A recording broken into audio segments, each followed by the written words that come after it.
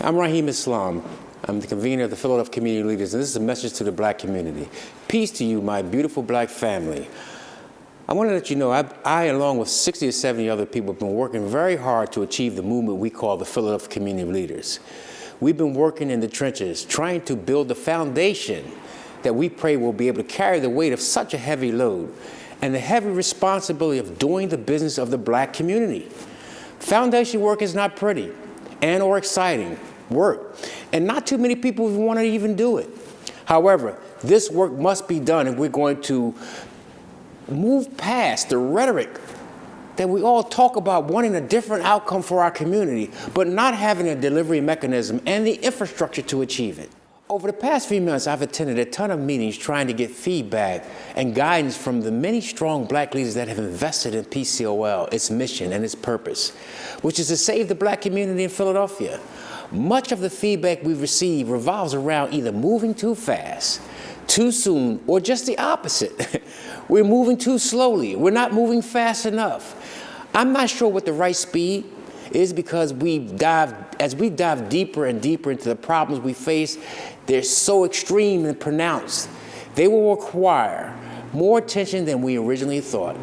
Couple this with our reality that there is no central and or strategic infrastructure in our community that is working solely on behalf of the black community in Philadelphia. Pcol must be successful. As a community and as a collective of people, we've experienced a tremendous amount of atrophy and somewhat rigor mortis as a result of our movement being mothballed for nearly 50 years. Our movement and our collective organal muscles are shot. They're weak. Yes, black people have made significant individual gains, but very little collective gains have we made. Most, if not all, of the issues we faced in the 60s still haunt our community today. Yes, the white community has accepted some of us in their schools, into their workplaces, to their clubs, their neighborhoods, their places of worship, their cultural infrastructure, and even into their families.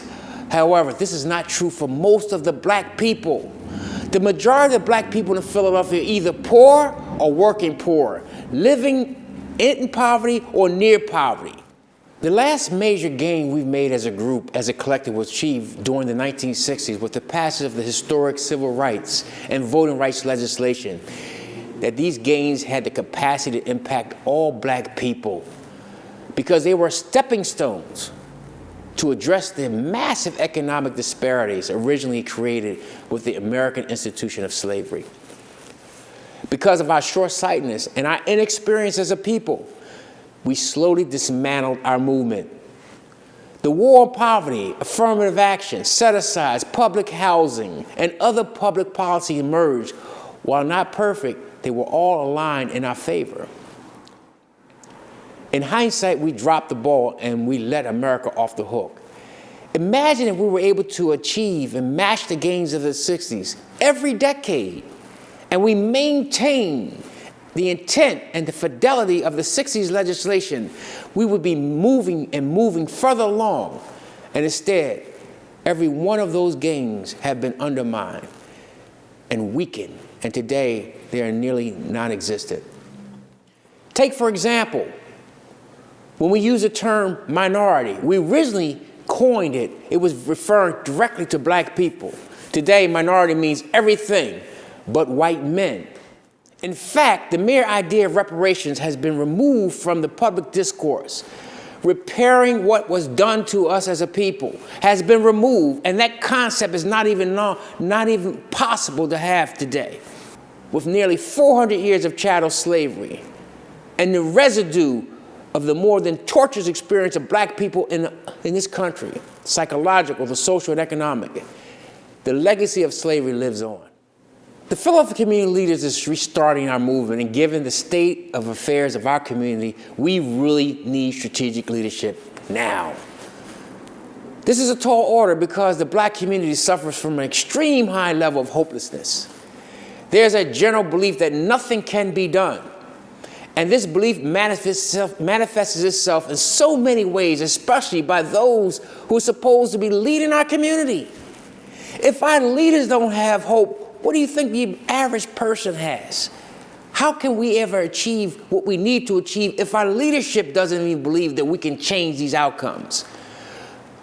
Brothers and sisters, we are the only ones that can lead this effort. No one can do this for us. No one within our group can do this for us. We must do this for ourselves. We must lead our people. We must give our people hope that we can achieve. We must give our people hope that we can do better. We must give our people hope that we can improve the conditions of our community. But we're not going to be able to do them if we don't work together. There are some who estimate that we have nearly 1 million black nonprofits, and Philadelphia has its share. However, the needle isn't moving. And in fact, the conditions that we face are getting worse because our leaders are not working together. This is the worst form of organizational tribalism, creating, instead of collective unity, we're creating collective paralysis. If we're going to grow and become organizationally strong enough to defend the black community, we're going to have to take one step at a time and have the patience to grow our group's capacities, something that we've kept avoiding and somehow hoping that we're going to achieve. If we're going to grow to become organizationally strong, collectively strong, enough to defend the black community, we're going to have to take one step at a time and have the patience to grow our group's capacity, something that we have avoided doing. I think that avoidance lies in our hopelessness as a community, as a people, as individuals. And many of us have drank the Kool-Aid of black inferiority and white supremacy. We say it and we do it all the time. With the lack of knowledge about our history and the massive bombardment of negative stereotypes in the media, the language, in religion, and now in our culture with the use of the N-word, even the best of us are impacted by some level of black inferiority. This is why we must commit ourselves to learn more about our history before and during the enslavement of our people. Because this knowledge will strengthen us. It will strengthen our resolve. It will make us better vehicles to defend against black inferiority and white supremacy. We must come to know who we are. A people that doesn't know their history is like a tree without roots. This is our great Marcus Garvey. Yes, it's true. In only a short year, Pcol hasn't mobilized thousands of people. It hasn't shut down City Hall. It hasn't shut down Broad Street. It hasn't created a massive boycott and protest. It hasn't put a majority owner business out of business. It hasn't politically punished and bloodied the nose of our real enemies. Some of us critics have said that if we haven't done any of these things, we haven't done anything. This is unrealistic thinking. I, like many of you, fundamentally outright reject this logic. However, I understand the pain and the disappointment that many of us feel, especially amongst our elders. We want movement fast. Like the weightlifter, we too must go to the gym every day and exercise and build the muscles needed to pick up the heavier weights, the heavier responsibilities. Failure to do this is like saying you want to be a doctor, but you don't even graduate high school. It's not realistic.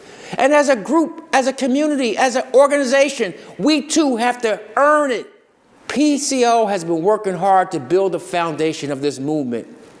And that foundation ain't pretty, but it's necessary if we're going to live into the first floor and the second floor and ultimately get into the penthouse of dealing with issues that affect our community. Benjamin Franklin had this famous line at the signing of the Declaration of Independence, and he said, "We must hang together or else we will hang separately." And that is the state of our community. Either we hang together, brothers and sisters, or we hang separately. We're definitely going to hang. And as it states right now, without collective organization, without collective strategy, without us working together, we're going to hang. As a community, we will hang. Yeah, a few of us might not hang, but the majority of us will hang and are hanging because of our inactivity, our inability to work together, our inability to come together, to socialize with each other, to strategize with each other, to plan with each other. As Benjamin Franklin said, either we hang together or we hang separately. Brothers and sisters, we can and we will challenge the issues that face our community. This is what the Philadelphia community leaders are doing. This is what the Philadelphia community leaders are attempting to try to do, is organize our community to deal, and we will be successful. So I and many others maintain hope for you and for myself that we can come to the reality, no matter what part of the spectrum we reside in, what part of the continuum we live in, we must have hope. I wake up every day, along with many of you, hoping that this is the day that we will meet and come together. Mind you, we don't need everybody. We need a critical mass of people who think the same way, a critical mass who can move this movement and this concept. And I believe that that is leadership. That leadership will grow and grow and grow, but we're going to have to earn it. We're going to have to earn it if we're going to be successful. So I ask you, brothers and sisters, recommit yourself to Philadelphia community leaders, to this concept of organized strategic leadership, to this concept of working together, to this concept of representing and doing the business of the black community. Because no one is doing it by themselves, can do it by themselves. This can only be done if we're working together. Thank you very much.